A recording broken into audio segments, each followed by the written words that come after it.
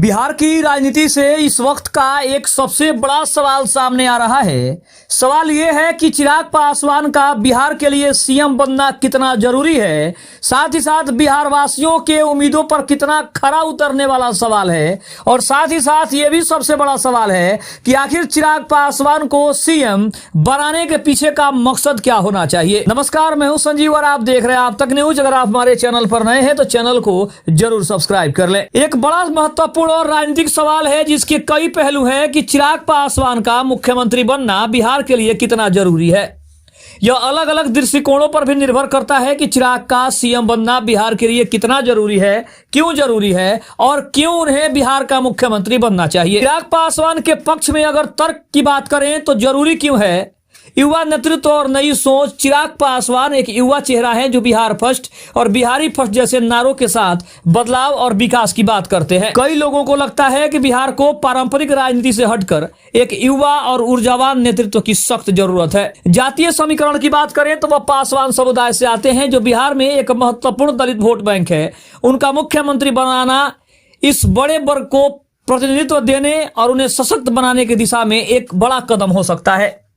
वर्तमान राजनीतिक माहौल की बात करें तो हाल के चुनाव में उनकी पार्टी लोजपा रामविलास का शानदार प्रदर्शन खास करके कठिन सीटों पर उनकी बढ़ती लोकप्रियता और राजनीतिक ताकत को दर्शाता है। वे एनडीए गठबंधन के भीतर एक महत्वपूर्ण एक्स फैक्टर बनकर उभरे हैं जो उन्होंने साबित किया है और वो साबित करता है कि चिराग पासवान एनडीए हो या फिर चाहे बिहार में कोई भी बड़ा दल हो, उसके लिए चिराग पासवान और उनकी पार्टी कितनी जरूरी है वो उन्होंने इस विधानसभा के चुनाव में दर्शाने की और बताने की कोशिश की है।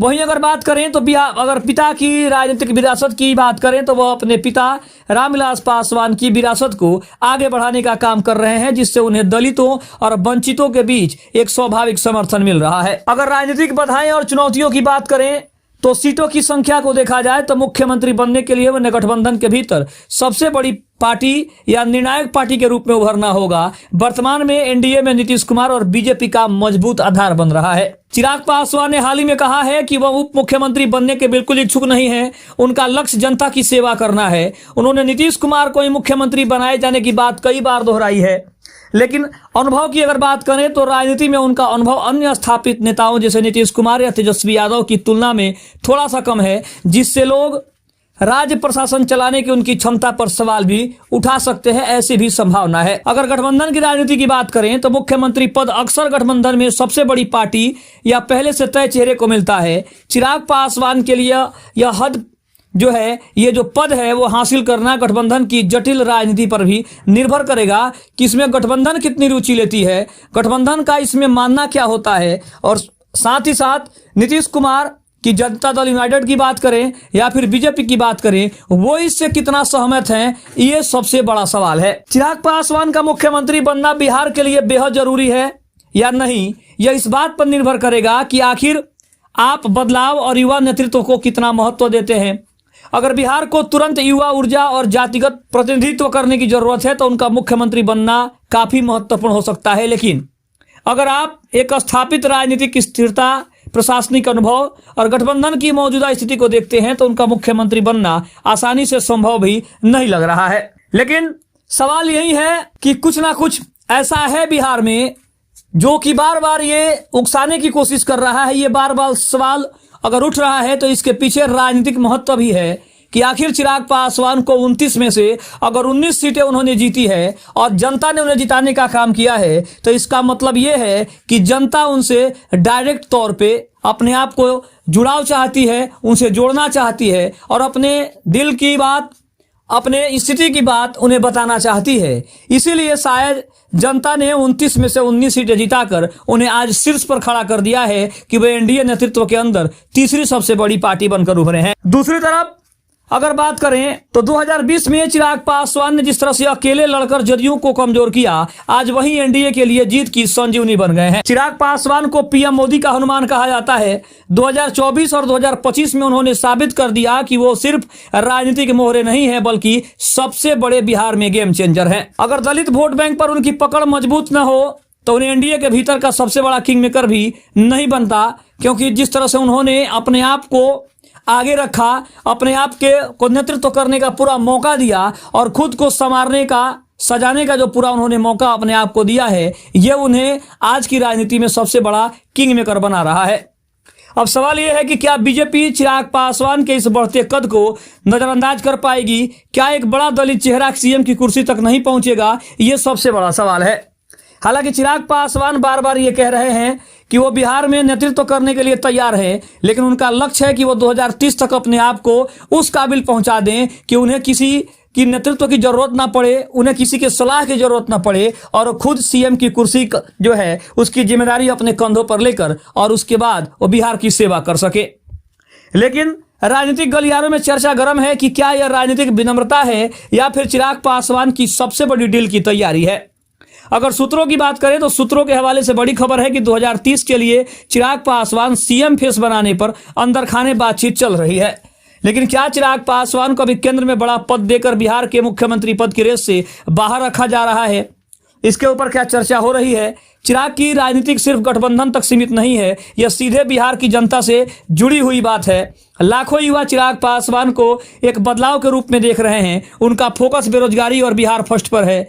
वहीं अगर बात करें तो दलित समुदाय आज पासवान को खुद को उनको रूप में सबसे मजबूती से प्रतिनिधित्व करते हुए देख रहा है, क्योंकि सिर्फ पासवानों के ही नहीं बल्कि बिहार की हर जाति के लोगों ने उन्हें वोट किया है, हर जाति के लोगों ने उनका समर्थन किया है और यही चिराग पासवान की सबसे बड़ी ताकत बनकर उभर रहा है। अब अगर देखिए तो सबसे बड़ा सवाल यह है कि चिराग पासवान के बढ़ते कद से क्या विपक्ष में खलबली मची हुई है। आरजेडी के नेता तेजस्वी यादव चिराग पासवान पर लगातार हमला भी करते रहे हैं।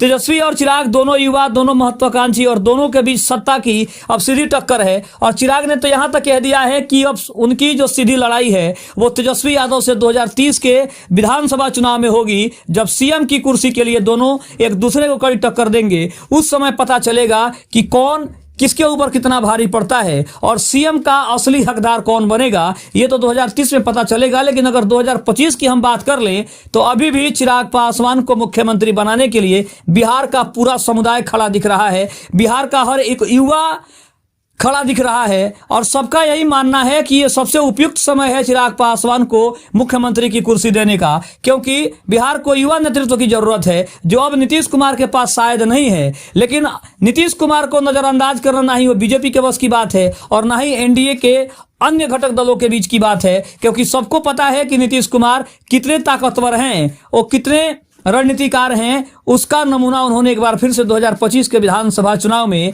दिखा दिया है कि अभी भी जो लोग नीतीश कुमार को कमजोर या फिर बीमार कहकर पुकार रहे हैं या फिर ये उलाहना दे रहे हैं कि नीतीश कुमार को अब सीएम की कुर्सी छोड़ देनी चाहिए, उनको भी पता चल गया है कि अभी नीतीश कुमार के अंदर बिहार के नेतृत्व करने की कितनी बड़ी क्षमता उनके अंदर मौजूद है। लेकिन अब सबसे बड़ा सवाल कि चिराग पासवान ने तेजस्वी के अहंकार को उनकी हार का कारण ही बता दिया है और सवाल यह है कि क्या बिहार की जनता 2025 के बाद अब 2030 में सिर्फ दो ही विकल्प देख रही है, चिराग पासवान या फिर तेजस्वी यादव? क्या नीतीश मुक्त बिहार की राजनीति में यही आगे आने वाले समय के ध्रुव होंगे? दूसरी तरफ बात करें तो चिराग पासवान ने खुद कहा है कि आज रात या कल तक सरकार की रूपरेखा तय हो जाएगी। लेकिन क्या इस रूपरेखा में मुख्यमंत्री पद पर कोई रोमांचक समझौता छिपा है? क्या एनडीए चिराग पासवान के लिए कोई स्पेशल रोड मैप तैयार कर रहा है? कैबिनेट विस्तार में उनकी पार्टी को क्या मिलने वाला है? ये सारे सवाल हैं जिसका जवाब कुछ ही देर में या फिर अगले 1 से 2 दिनों के अंदर सवाल का जवाब मिल जाएगा। लेकिन अंत में हम यही बात कर रहे हैं कि निष्कर्ष यही है कि चिराग पासवान बिहार की राजनीति के अनदेखे नायक नहीं रहे, बल्कि वो सबके सामने और जुनून से लड़ने वाले नायक दिखाई दे रहे हैं, जो सबकी हक की बात करता है, जो सबके विकास की बात करता है। तो कहीं ना कहीं चिराग पासवान आने वाले समय में बिहार के लिए कितने जरूरी हैं, ये हमने बताने की कोशिश की है। आपको क्या लगता है आप कमेंट बॉक्स में जरूर बताइएगा। तब तक के लिए धन्यवाद। जय हिंद, जय भारत।